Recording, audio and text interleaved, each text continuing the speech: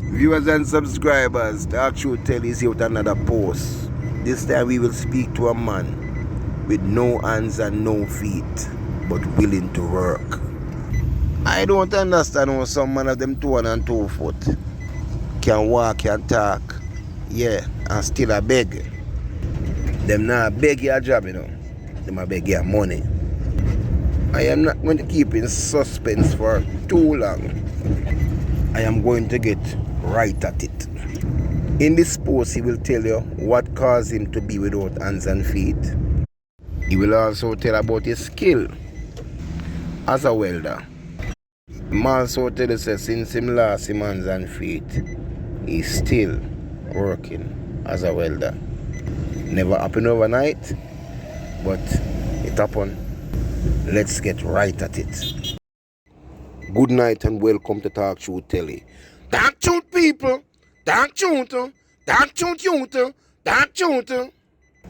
We are here at 8 Devon Avenue and we are speaking to Joshua Brown. Question, Joshua, where are you originally from?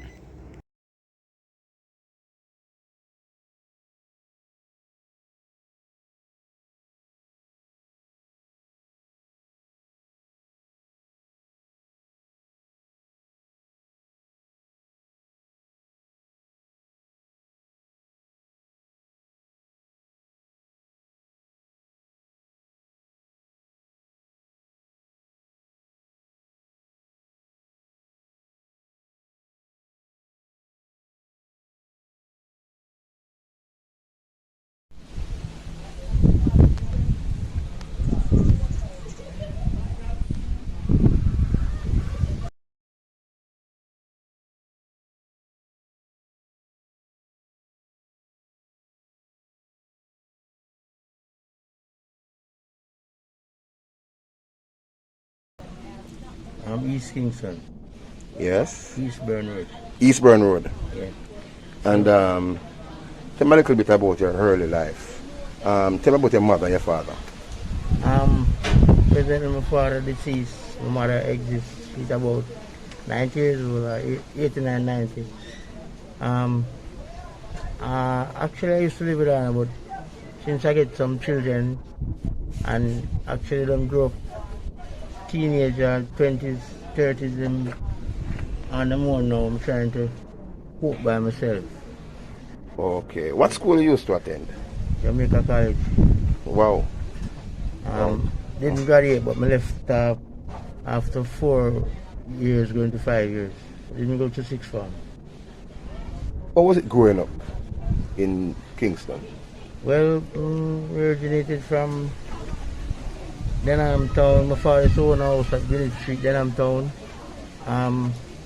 Violence, political violence come into play and domestic dispute and here a feud. We left there, came to Duane Park, which we lived for. We left there in 1976, came to Duane Park, in 3 different locations in Duane Park. Then left Duane Park, 87, a little before Gilbert, went to East Kingston. Most of us graduate now and big. Come of age, my sister purchased a house in East Kingston and my mother lives there. We all used to live there, but somehow life scope take us on. Actually, I get regulated to this position. I'm not in an institution, I'm amongst the normals. Presently, this place, this location here is not my relative location, it's a location of a long time friend. And somehow everybody get accustomed to me. At first, it was difficult, but... Alright, I notice you don't have arms and legs. Yes. What causes this to happen? This is the result of an accident that took place 2009. Early 2009. The accident resulted in the arms and legs badly damaged, broken jawbone, fractured neck, and some other minor injuries all over. But the arms had to amputate. It was a 3-week operation process. Joshua Brown was not alone in his car at the time of the accident. It was him and a close friend of his. When his friend realized the car was about to go over the precipice, he opened the door and exited the vehicle. End result, his friend ended up dead. It was not easy for Mr. Brown. Imagine getting back in consciousness and realize your friend lost his life. Let's hear what Joshua Brown has to say about this accident. When we was returning from Westmoreland, we went down there in 2 vehicles and was coming back in another vehicle, a Corolla, which I owned, but the insurance wasn't valid. Anyway, we delivered the vehicle and was coming back and reached Flakes Pen. There was a truck coming up and was going. It was a hilly road. That was before we had this new highway and all this stuff. We was going down the slope and the truck was coming up, so we couldn't make it around the corner when the truck was stopped. And it wasn't such a sudden stop, but there was a collision in the back of our vehicle. Okay. And it hit the vehicle and I was just on the brake, but it somehow go over the hillside. The front wheel come off. And my friend said, you see the vehicle coming off of the road, and pull the door and step out. I don't see him back from that. No? What happened to him? He died and threw me, ended up devastatedly damaged. They had to rush me because when them found the wreckage, I went down in the wreckage. He jumped out and it went over and it ended up in pitch darkness. And I know I was pierced by a lot of things, but I couldn't see myself. Okay. So the fireman them came down, and when they was taking up the wreckage, they found him on the hillside. But when they was taking up the wreckage, I couldn't shout out to the injury. But when they lifted up the vehicle, they were drawing it up, they didn't know I was in it. And when someone made a loud shout, and fireman his flashlight and shone it on me and they put it down back, put me out, and then from country to town hospital, transferred me after about a week, and they were trying to save the arms and legs, but it didn't work out. It ended up like this. So with all this, he was conscious of all that was happening to you? After recovering after the first hit, and I ended up in the facility at country, consciousness was coming back.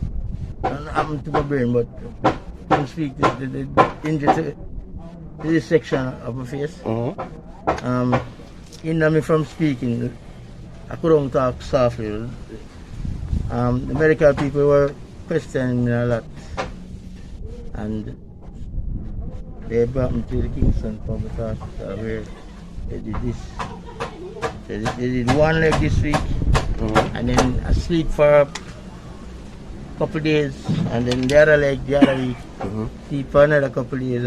When they're about to take the hands off now, couldn't put me to sleep anymore. I had too much of the drugging, so they had to just deaden the arm and take it off. I was conscious while the arm was coming up. You watched when they're doing that? No, they had the thing on my face. Okay. Came off and I saw with my eyes open, and the doctor's arm was already off. Okay. I saw him with the arm, and the nurse saw my eyes, what has happened. So the oxygen came off and she took it on back and closed back my eyes. So how did you feel when you found out you had to lose your legs and then your arms? What was going through your mind at that time? The kind of paranoid memory, and it make you unstable. You don't have the same feeling anymore. No. Up to this point, you don't feel. When the hands came off, I was in intensive care and I could still feel the arm completely. Mm-hmm. No, I don't. Okay. I mean, my arm and middle used to scratch me, itch me, and I don't have an palm. Palm was off, but the feeling was there. The complete feeling was there. Mm-hmm.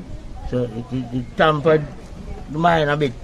So it changed, the whole feeling changed because the structure, so obviously the nerve came back to what it is.